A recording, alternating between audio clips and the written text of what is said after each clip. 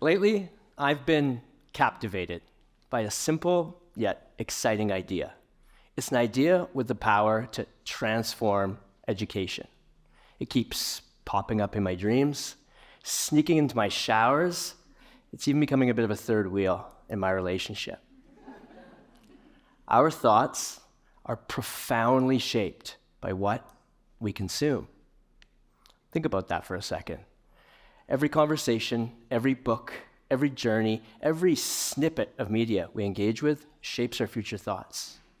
That podcast at Thanksgiving, that social media post last week, even that spicy reality show that you might have watched last night, they're all combining to influence the thoughts you're having today. Now, with this in mind, I become a bit obsessed about curating better inputs, because as far as I'm concerned, the person with the better flows of information gets better thoughts, which is why this next number is so disturbing. 46,000 hours. That's the total amount of time my 10th grade class spent on social media just last year. 46,000 hours. In that amount of time, you could walk from Los Angeles to New York, coast to coast, not once, not twice, but 34 times. But I think it's more than just a shocking statistic. I think it's a window into their world. So as a class, we came together and we studied their social media feeds. And amidst the cute puppies and the viral dances, what really stood out was this tsunami of stress-inducing content washing over them day after day. And then there's this quirky evolutionary trait that we all share, known as the negativity bias.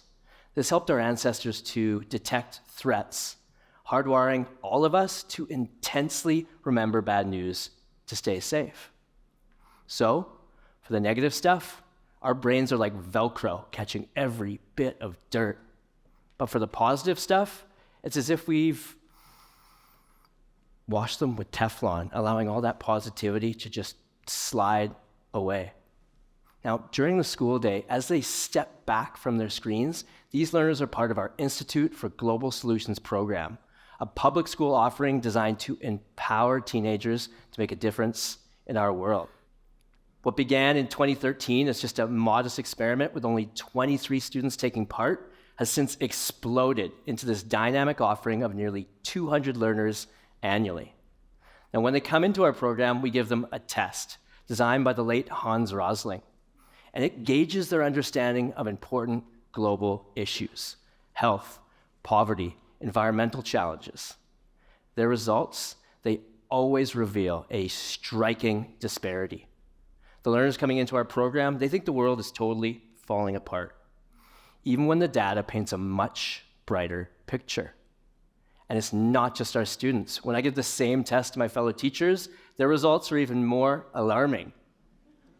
But the real eye-opener, my master's students, they have the most negatively distorted views of all. As their knowledge increases, their hope diminishes. This disconnect, it motivated us to launch our program over a decade ago, and it was all sparked by a single statement.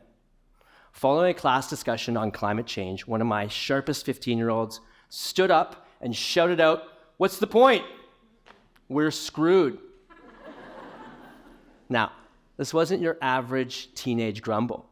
So the next day, armed with a red marker, I wrote his words in the middle of the whiteboard. What's the point?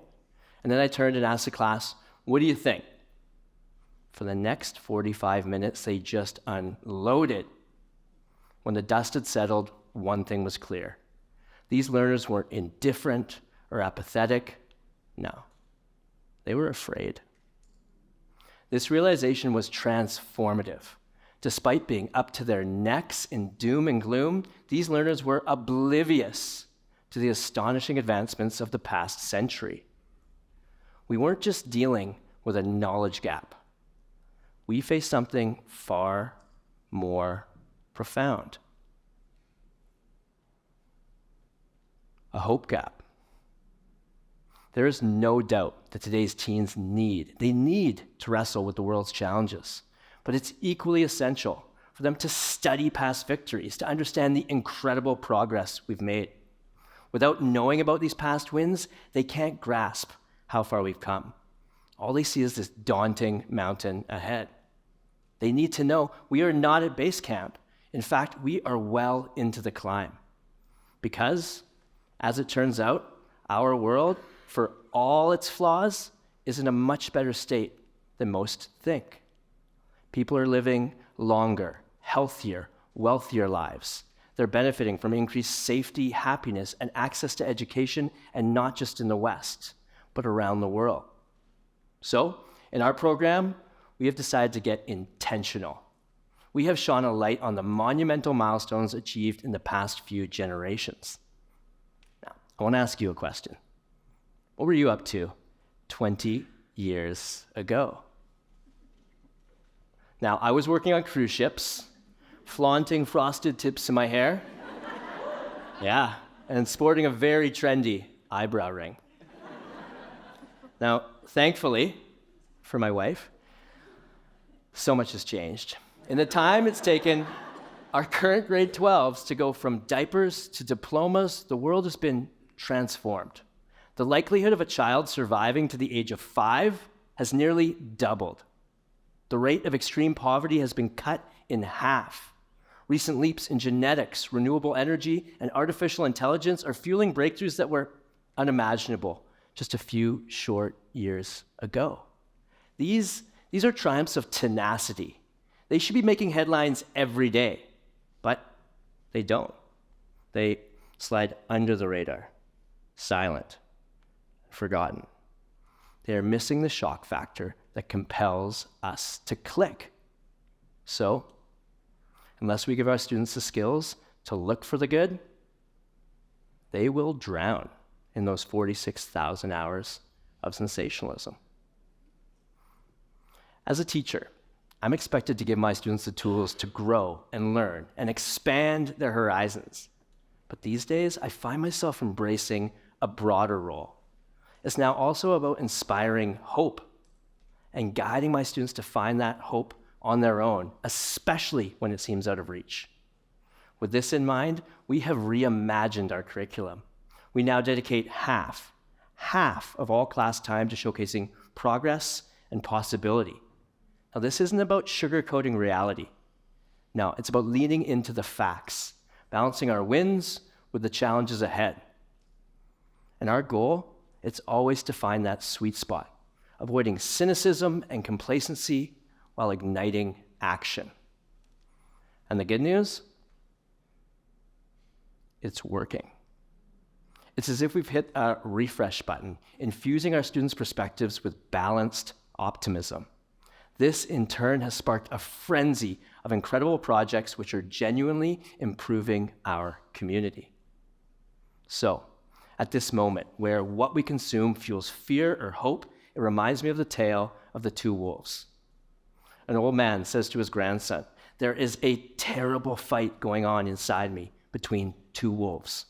One is evil, greedy, fearful. The other is good, peaceful, and honest. Now they're fighting inside you and inside everyone else too." After a moment, the boy asks, "Granddad, which wolf will win?" The old man pauses. "The one you feed." So let's focus on feeding the right wolf. It's time for all of us to prioritize truth and positivity in our daily consumption. Let's curate our feeds and the thoughts that follow, shining a light on progress, not just problems. Together, let's embark on a mission to bridge the hope gap. Let's forge a world where the silence of success is replaced by the roar of progress. By leading with facts, not fear, we are compelling countless young learners to engage with purpose and conviction. Because if our approach has taught us anything, it's that by being intentional, by cultivating better inputs, by feeding the right wolf, we can redefine how our students see the world. And we are just getting started. Thank you.